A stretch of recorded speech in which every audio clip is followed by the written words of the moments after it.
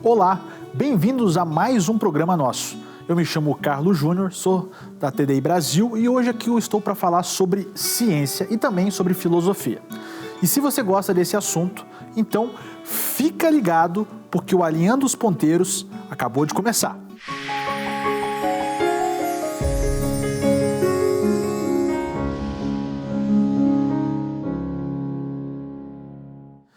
Bom, hoje nós vamos tratar um pouco mais sobre filosofia. Como vocês gostaram no último programa, a gente vai falar um pouco mais sobre esse assunto, com participação do nosso querido Luiz Felipe Pondé e também do Dr. Marcos Eberlin, isso mesmo. E nós vamos falar a respeito se existe certo ou errado e bem ou mal. Isso é uma questão filosófica extremamente antiga, porque sempre houve essa questão. Existe certo ou errado? Isso é uma questão objetiva ou subjetiva? Quando eu falo que é subjetiva, isso se encontra quando a gente vai explicar no sujeito. O que é isso? Subjetivo é o que é certo para mim, o que é certo para você. Então existe mais do que uma opção. Não é uma verdade absoluta, mas é uma verdade subjetiva.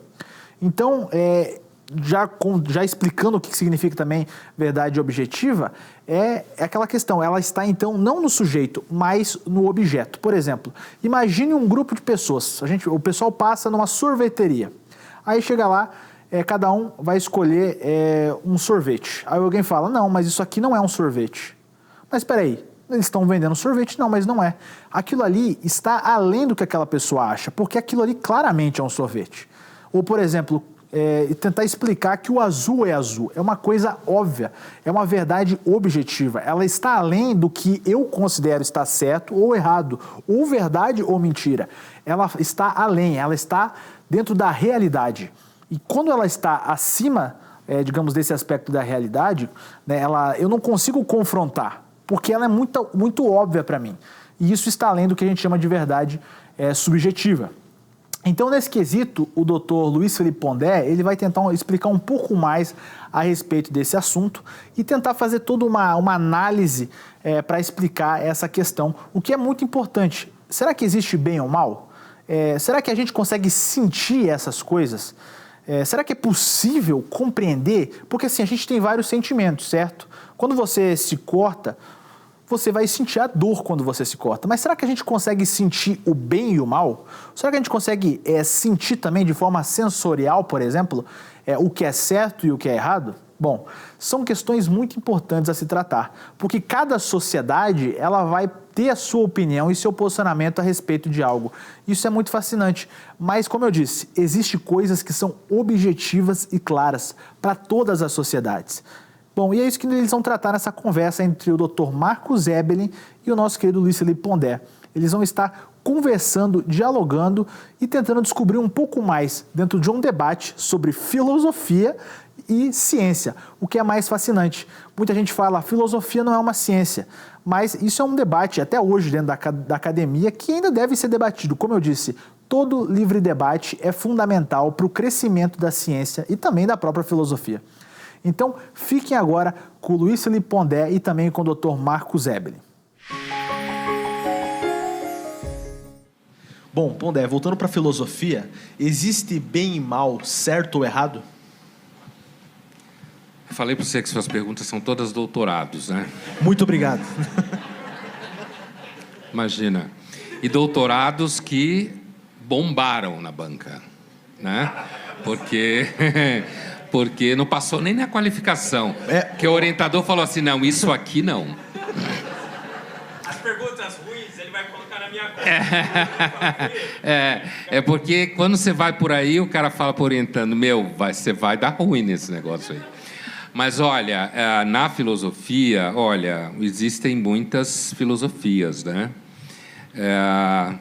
Platão, por exemplo, entendia que o princípio que ele chamava de o belo e o bem, isso foi muito importante, inclusive, para o cristianismo, quando leu Platão, a ideia de que o bem é gerativo, né? Mas qualquer historiador pode olhar e dizer assim, não, Platão pensava isso, mas para os gregos cultos de Atenas, era normal ter escravo. É muito comum isso hoje. Dizer assim, não, mas como ele pode falar de bem? Ele não sabia o que era o bem, porque o bem seria uma situação em que ninguém fosse escravo de ninguém, entende? Portanto, dizer se existe bem e mal na filosofia não é uma coisa simples de responder, né? Se você olhar filosoficamente de modo profissional ao longo da história da filosofia. Existem filósofos que tentaram sustentar a ideia de que existe o bem, inclusive muitos deles, como Tomás de Aquino, ou Santo Agostinho, ou quaisquer outros banhados pelo cristianismo, né? E existem filósofos que tentaram dizer que não existe bem e mal, ou tentaram defini-lo no âmbito político, por exemplo, como Sartre, né? Que era um cara que falava de nada o tempo todo, inclusive, né? Então, que o bem, o máximo que a gente poderia entender o bem, seria uma ordem política menos injusta, né?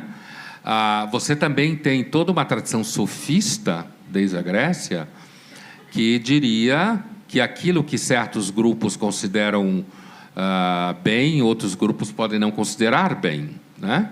Ou seja, o tal do relativismo moral, como se fala por aí. Existem os românticos alemães que afirmaram que existe um relativismo temporal, que com o passar do tempo você tem transformações na percepção das realidades. Isso tudo faz parte do mainstream filosófico, né? Está aí nos livros, autores completamente sólidos que discutiram isso, aquilo e aquilo outro. Agora, também existem... Você pode encontrar autores que dirão, no caso da Hannah Arendt, por exemplo, que no mundo moderno o mal é banal porque nasce da logística, da preocupação racional, né? Então, por exemplo, eu posso com uma canetada demitir 150 pessoas, completamente dentro da lei, e ao mesmo tempo destruir a vida dessas pessoas. E quando alguém perguntar para mim, mas por que você fez isso? Não, eu só estava cumprindo ordem, eu fiz um cálculo, cheguei à conclusão que precisava ter essa redução do número de funcionários ou colaboradores, como está na moda falar, para parecer legal, e eu cheguei à conclusão que tinha que ser demitido, né? Então, não há um consenso, é isso que eu estou dizendo, não há um consenso, Carlos, na filosofia, porque existem muitas concepções filosóficas. Agora, eu entendo que, aí eu falando por mim, né? Eu entendo que, por exemplo, inspirado muito num poeta T.S. Eliot, né? Da primeira metade do século XX, eu entendo, às vezes eu tenho a impressão que o mundo está dividido, eu vou fazer uma afirmação quase poética aqui, que o mundo está dividido em dois grandes grupos, né? Um grupo que acredita no progresso, que vê a natureza humana como irrestrita, que é um conceito do Thomas Sowell. Ela aprende, evolui, fica cada vez melhor, e, portanto, basta a gente votar na pessoa certa, basta a gente comprar produtos certos, basta eu colocar meu filho numa escola legal, que vai ensinar para ele a defender as causas legais, que tudo vai ficar bem. Eu acho que existe um outro grupo, talvez hoje em dia mais restrito no ambiente público, do pensamento público com certeza, que olha para o mundo e vê o mal espalhado para tudo quanto é lado. E o que eu estou chamando de mal? Ressentimento, uma inveja do cacete, preconceito dizendo que não tem, projeto de fala de liberdade, trabalha duramente para excluir a liberdade de expressão. Estou dando exemplos do que eu entendo por mal, tá? Não estou entrando na metafísica e na ontologia. Eu até podia entrar, o mal é inveja do bem, ausência de ser, como fala Agostinho e Plotino e tal. E eu acho que essas pessoas, nas quais eu me incluo, assim como o T.S. Eliot se incluía, essas pessoas, elas não podem fugir do fato que elas olham para o mundo e sentem que há alguma coisa errada na operação. Eu estou me referindo ao mundo social, não estou entrando nem no mundo do cosmos e da natureza. E, para essas pessoas, mesmo que elas não creem no conceito teológico de pecado, né, que eu me debrucei no doutorado, né, elas acabam inferindo que o conceito de pecado parece muito empírico, certo? Ele parece muito empírico como antropologia. Então, nesse sentido, digamos, o que eu estou dizendo é assim, o mal parece mais empírico do que o bem. Apesar de que eu entendo muito bem o conceito de graça, conheço muito bem o conceito de bem na tradição cristã, então não é que eu não conheço isso. Mas no dia a dia, na banalidade do dia a dia, o mal me parece um critério fundamental, né? Eu estou olhando a hora aqui porque eu tenho gravação, né? Você sabe, né? Só para nós do Linhas Cruzadas. Daqui a finalizar, eu vou abrir para uma pergunta do Marcos para o Pondé e uma pergunta do Pondé para o Marcos. Legal. Para nós finalizarmos. Quem quer começar? Então, eu queria saber de você, do ponto de vista cotidiano e concreto, como é que é viver num ambiente acadêmico e defender uma teoria como design inteligente. Por que eu estou te perguntando isso? Porque eu conheço o ambiente acadêmico. E o ambiente acadêmico é uma baixaria. Tá? É uma puxação de tapete, é inveja para todo... É um dos melhores lugares para você enxergar o mal. Aliás. Então, eu tenho essa curiosidade. Eu perguntava até para ele, cadê ele? O Rodolfo que me trouxe, é isso? É Rodolfo o nome dele? Então, eu até perguntei isso para ele também. Mas como é essa experiência para você, Berlim? Olha, tem sido extremamente gratificante, Pondé, porque me vejo não sentado na roda dos escarnecedores. E me vejo do lado dos grandes cientistas. A ciência nasceu com a percepção de que havia um Deus. As principais universidades do mundo foram criadas por homens que criam em Deus. A Universidade Presbiteriana Mackenzie, a melhor do Brasil, criada por missionários presbiterianos. Ontem eu estava com o Daniel e a Emily ali visitando o centro histórico. O missionário veio e junto veio sua esposa, e ela criou uma escola, foi a primeira escola no Brasil que tinha mulheres, garotas e negros. E essa é a grande contribuição dos homens de fé para a humanidade. Criaram as universidades. Os grandes cientistas no mundo, todos criam em Deus. A imensa maioria, Pondé. Schrödinger, Planck, os pais da mecânica quântica, aquela ciência que quanto mais você estuda, menos você entende, criam em Deus. O Thomson, da minha área, o pai da espectrometria de massas, era um homem que cria em Deus. Ele escreveu, dado após dado, espectro após espectro, a verdade que é enfatizada a cada avanço da ciência é de que há um Deus que fez todas as coisas. Grandes são as obras do Senhor. Boyle, pai da química, ele pegava os seus recursos, comprava a Bíblia e distribuía para... Foi o primeiro Gideão internacional, eu acho. Foi o Boyle. E todos os grandes cientistas, ganhadores de prêmios Nobel, Pondé, 90% criam em Deus. 67% de cristãos, 22% de judeus, só 10% de ateus. Às vezes a gente fica pensando que cientista bom é cientista ateu ou agnóstico. Não, é cientista que crê em Deus. Eu digo que Deus faz chover sobre justos e injustos, mas na academia chove muito mais sobre justos. E Deus deu dízimo para os ateus. Pondé, 10%. E os grandes na ciência, todos os homens que criam em Deus. Essa estatística mudou? Absolutamente não. Qual é o maior cientista brasileiro de todos os tempos? Ganhou 2 prêmios Nobel. A gente só não deu para ele o prêmio Nobel, porque a ciência é do jeito que você falou. César Lattes, ele ganhou 2 vezes. Ele foi o primeiro a identificar e a isolar o meson pi. Deram o prêmio para identificação e isolamento. Era dele. Alguém perguntar para você se tem um brasileiro que ganhou um prêmio Nobel, você fala sim, César Lattes. Se alguém perguntar para você quem é o grande pioneiro da aviação, você diz Santos Dumont. Irmãos, Wright é fake, gente. Desculpa os americanos que estão aqui. Eles não entenderam. Ainda bem. Entendeu?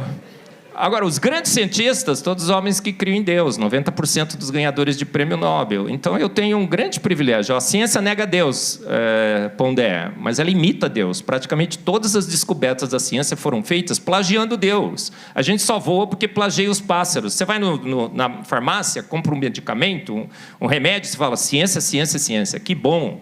Homens que, desvinculados daquela posição herege, pseudocientista, negacionista de que há um Deus, foram nos seus laboratórios, criaram moléculas que estão me salvando. Glória seja dada à ciência. Não é assim? Totalmente enganado. Você sabia que 35% dos medicamentos, produtos naturais. Os outros 35% inspirados em produtos naturais. E os outros 35% que eles chamam de sintéticos, na realidade, são inspirados em moléculas também, que foram encontradas na natureza. Você conhece a natureza, o Pondé? Você já ligou para ela? Você tem ela aí no seu WhatsApp? Natureza é um termo que nós usamos só para fugir da declaração que é a criação de Deus. Deus fez todas as coisas, Deus guia a ciência, Deus é o autor e consumador da ciência, o designer, né? Desculpa aí, mais uma vez, meu ato falho. É um designer que é o autor e consumador da ciência, e eu tenho um grande privilégio de ser como os grandes cientistas foram. Eu coloquei no meu livro, Pondé, o Fomos Planejados, tem uma caricatura lá, tem eu e o César Lattes. E na minha humildade, porque humilde eu sou, você já percebeu, né? Entre as minhas muitas qualidades, a humildade transparece, vocês estão percebendo. Aí eu pus lá, César Lattes, perguntaram para o César Lattes, você crê no Big Bang? Ele falou assim, eu não dou bola para essas bobagens de cosmólogos. Você crê na evolução? Eu não dou bola para Darwin. Eu creio naquele livro preto em cima da mesa. É uma entrevista que ele deu para o jornal da Unicamp. Sabe qual é o livro preto? Aquele livro preto que o Carlos não quer que eu cite. E aí, o que aconteceu com o César Lattes? Aí perguntaram para ele, eu creio que Deus fez pronto, que o designer fez pronto pelo poder da sua palavra. Então eu pus lá no meu Fomos Planejados, por isso que eles me amam tanto, né, Pondé? O maior cientista físico da Unicamp e o maior cientista químico da Unicamp, que por mera coincidência sou eu, crio em Deus.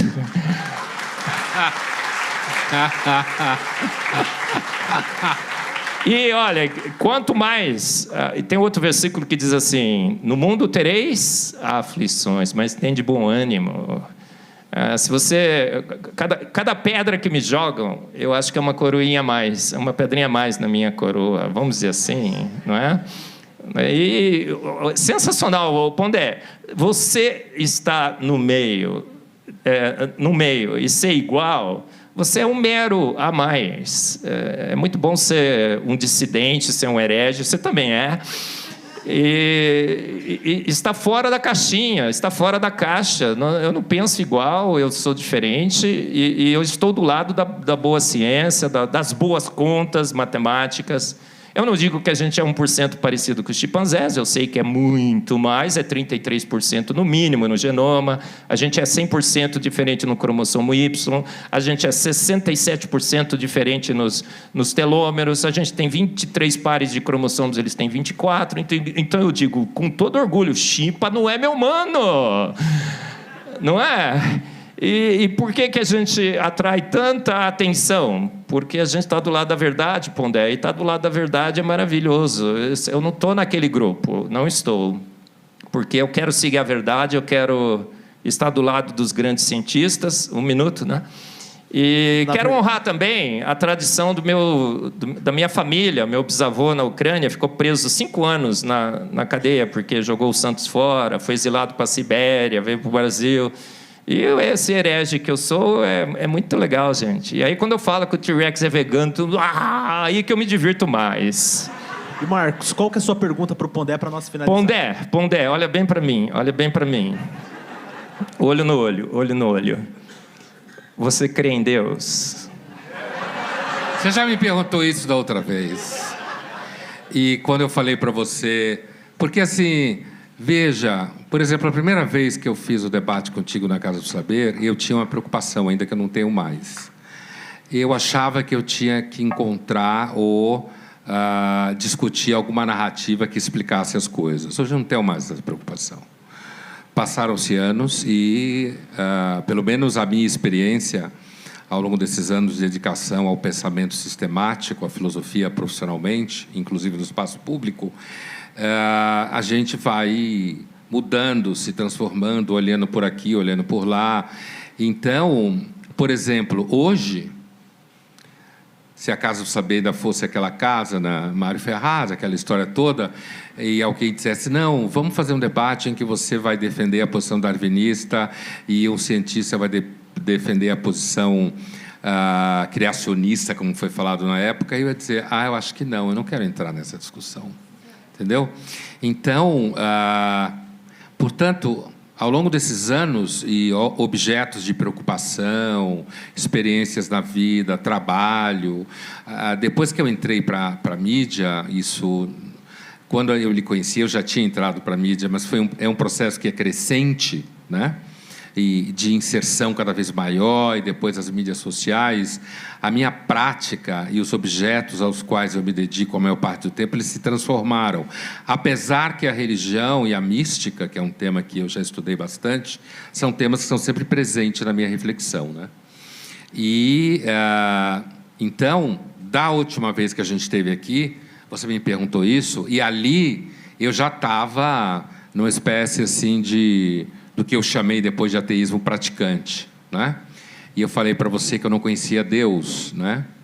E eu lembro que você falou para mim assim, você não conhece Deus, mas Ele já te conhece e Ele está no seu coração, né?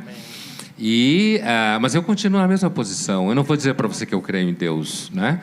Porque se eu dissesse que eu creio em Deus da forma como eu entendo que você crê, certo?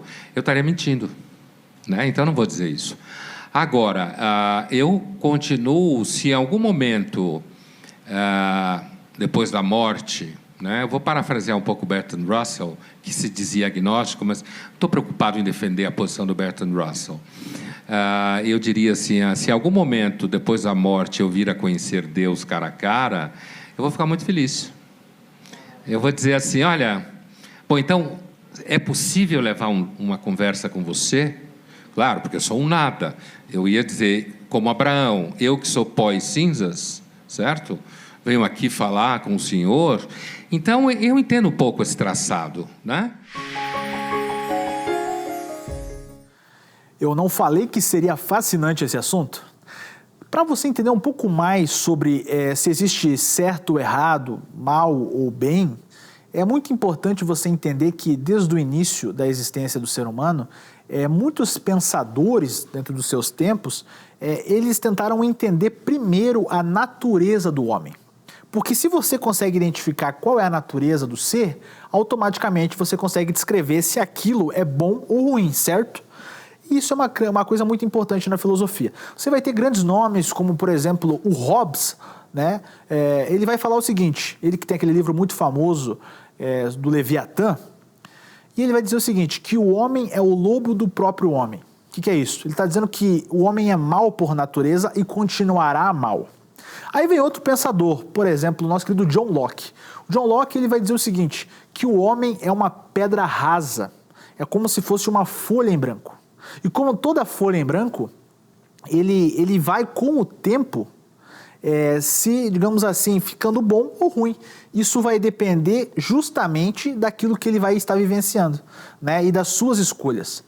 Aí nós vamos ter o nosso amigo Jean-Jacques Rousseau, que vai dizer o seguinte, ele já vem com uma visão totalmente diferente, tanto do Locke, como também do Hobbes. Ele vai falar o seguinte, que o homem, ele é bom, ele nasce bom, mas é a sociedade que o corrompe. Então, só aqui nós encontramos 3 pensadores que têm pensamentos completamente diferentes a respeito da natureza do homem, o que é extremamente fascinante. Por exemplo, o Maquiavel, que escreveu aquele livro bem polêmico chamado O Príncipe, né, onde ele ensina como ter um estado absolutista. Inclusive o príncipe nesse livro, ele nem lê o livro, né? Se ele tivesse, ainda bem que ele não leu, na verdade. Ficou lá engavetado na mesa dele. Mas o Maquiavel, ele vai dizer que o homem, ele é mau por natureza, e ele só faz coisas boas para ganhar algo em troca. Por exemplo, eu vou ajudar o meu vizinho, não porque eu sou uma pessoa boa, mas porque eu quero tirar uma vantagem depois, porque ele vai ficar me devendo um favor. É justamente isso que o Locke vai dizer. É ser bom por conveniência. E vários outros pensadores. Schopenhauer vai falar sobre isso, né? Ele vai falar que tudo é uma questão de manipulação por parte do homem, porque o homem é mau e a vida não faz o menor sentido. E o Nietzsche vai dizer que, na verdade, a gente é uma linha tênue entre o Superman e o macaco. Então isso é muito interessante, porque todos esses tipos de pensadores, eles vão tentar descobrir qual é a natureza do homem. Mas sabe o que a Bíblia Sagrada nos fala sobre isso? A Bíblia vai nos dizer que o homem, antes da queda, ele era de natureza boa. Isso mesmo, no livro de Gênesis a gente vai descobrir que a natureza do homem era boa. E porque não havia pecado. Mas depois da queda do homem, então o que acontece? A natureza do homem se corrompe, isso mesmo. Ela vai se corromper e o homem então se torna mal por natureza. E até que o homem aceite a Jesus Cristo como seu único e verdadeiro Salvador, ele continua com a natureza má. Todos nós temos a natureza má. E nós só conseguimos restituir a natureza antes da queda se nós aceitarmos Jesus e vivermos o verdadeiro evangelho de Cristo. Só através de Cristo nós podemos ser lavados e ser limpos dos nossos pecados. E através dele a gente consegue descobrir se é certo ou errado, bem ou mal. Porque ele é a nossa bússola, que irá nos guiar para o que é certo e não para aquilo que é errado. Muito obrigado a todos vocês que assistiram ao nosso programa hoje, a todos vocês que estão deixando o seu like e curtindo o nosso canal. Então se inscreve e não se esquece no próximo sábado de assistir a gente. Até mais, pessoal!